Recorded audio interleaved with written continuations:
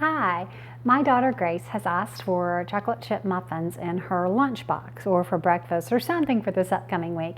And so I decided that as I made those for her, I'd share them with you. We're going to use a really basic muffin recipe. When we're going to start with 1/3 cup of whey protein isolate. Make sure you're using the isolate and not just whey protein powders. There's a lot on the market that doesn't have the greatest of ingredients. We're going to use oat fiber, 1/3 cup of that. You know I love oat fiber because it brings just such a nice texture to baked goods, low carb baked goods. And it's pure insoluble fiber, so it's not absorbed by the body. And then 1/3 cup of finely ground almond meal. I'm using Honeyville. I like to order theirs when it's on sale. They do a Black Friday sale, and they do another 20% off. And I buy the big, I don't know, 50-pound bags or 25 pounds and portion it into smaller pieces. Now I'm going to mix these dry ingredients. Remember, we've got 1/3 cup of whey protein isolate, 1/3 cup almond flour, and 1/3 cup of oat fiber. And then to this, I'm going to add 1.5 teaspoons of baking powder. Somebody said to me about the baking powder, they had put like 2 teaspoons as their baked goods fell in the middle. And I said, well, that's why more is not better. So stick to 1.5 teaspoons. This is a teaspoon of glucomannan, totally optional. You don't have to use it, but it seems to help the texture of low carb baked goods. So that's 1 teaspoon of glucomannan. Glucomannan is an interesting ingredient. It's made from the yam or cognac root, and it has this great kind of thickening property. You could use xanthan gum too if you prefer. And then this is 1/4 teaspoon of salt. I'm using salted butter over here, so this is just 1/4 teaspoon salt. If you're using unsalted butter, you might want to increase that to 1/2 teaspoon. Okay, there are my dry ingredients. Just mixing those together with a whisk and gonna set them aside. All right, let's mix our wet ingredients. What I have is 4 ounces of butter. This butter is room temperature, not melted, not salted. And I'm going to whip that with my sugar. Now I know, or sugar, with my sweetener. I'm so used to using the low carb products that I'll call it sugar, and I get in trouble. People with the videos will be like, sugar, you're using sugar? Especially the sucrin mealis, the powdered sugar, and the brown sugar, they're sucrin gold, which is a low carb. It's made with erythritol, but I get in trouble from folks who aren't familiar with their product. So I'm calling this sugar, but it's not. It's 3/4 cup of sucrin plus. And I love that product. It's a blend of erythritol and stevia. So I'm going to mix it together with my hand mixer.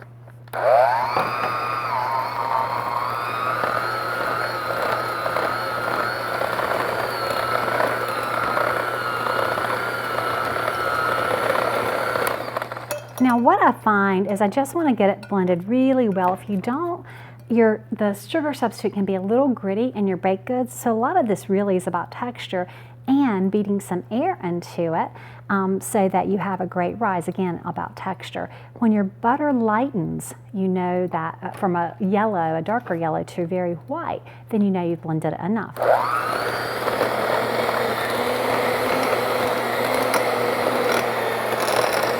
The butter lightens because you put air in it, and that's why it goes to a lighter color.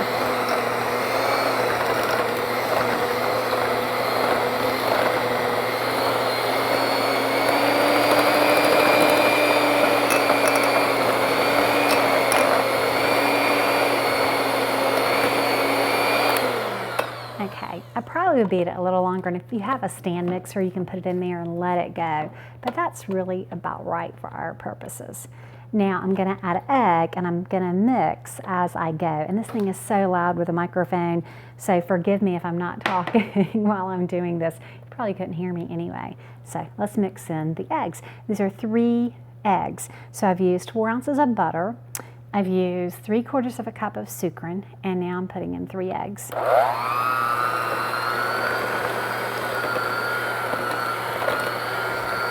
And yes, I should put a towel under this.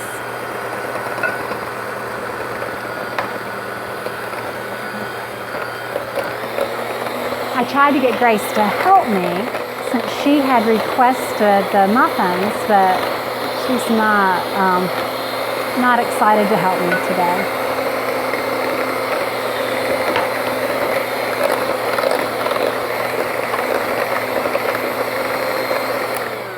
Okay, and then to this, I'm going to add 4 ounces of cream cheese.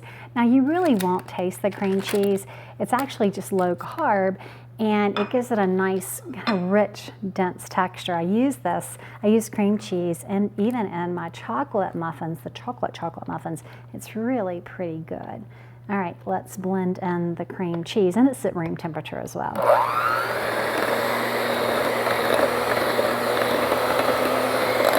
Cream cheese is one of those ingredients that actually takes a while to blend. Don't get impatient with it, because if you leave it kind of chunky, you're not going to be pleased with the results. So it's worth the extra effort to mix it a little bit longer to make sure it's really smooth and creamy.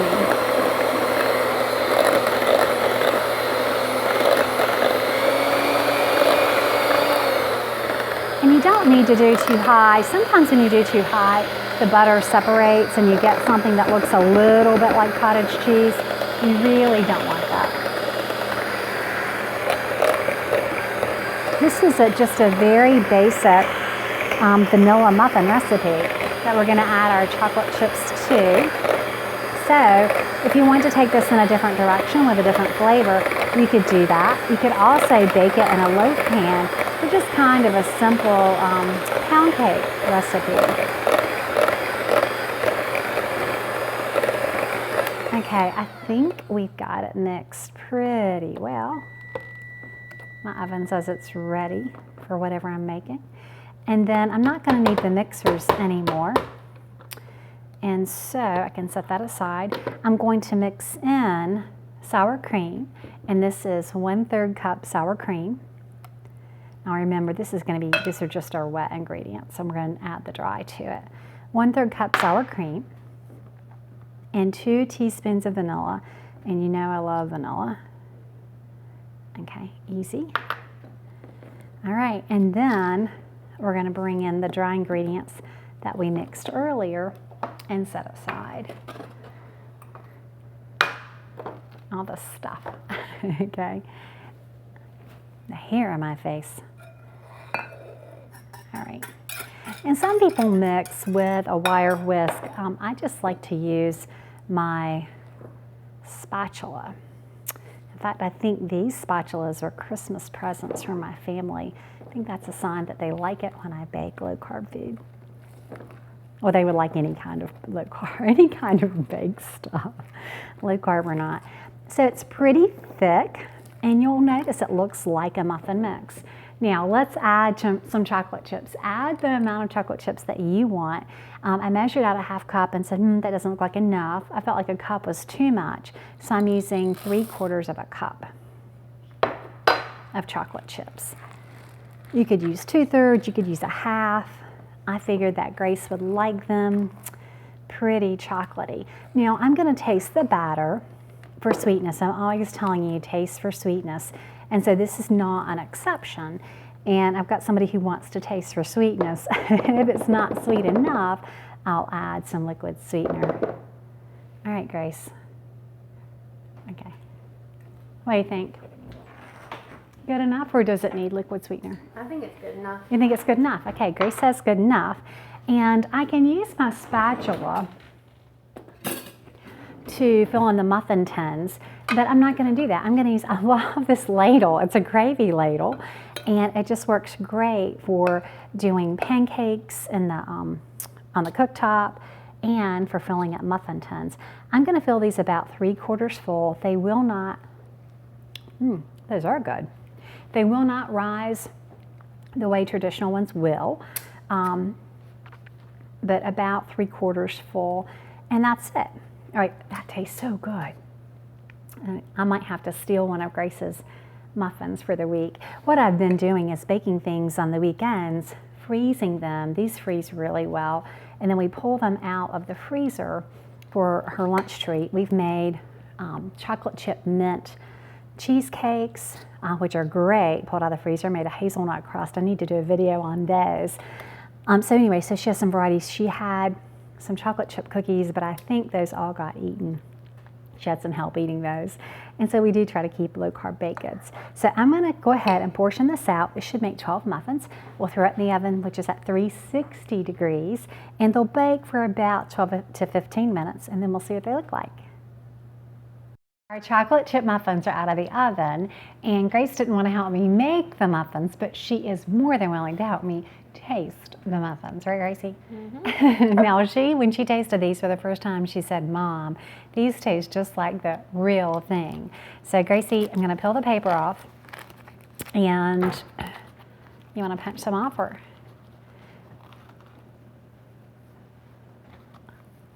That wasn't a big enough pinch. There are so many chocolate chips in this. They did sink a little to the bottom. Now I use Lily's chocolate chips. I usually chop up a sucrin bar. Go ahead. But they really are moist and they have a great texture. These are the chocolate chip muffins that used protein powder, whey protein isolate. What do you think? Yeah? Mm-hmm. Say what you said the first time you tried them. They're good. They're good. They're good.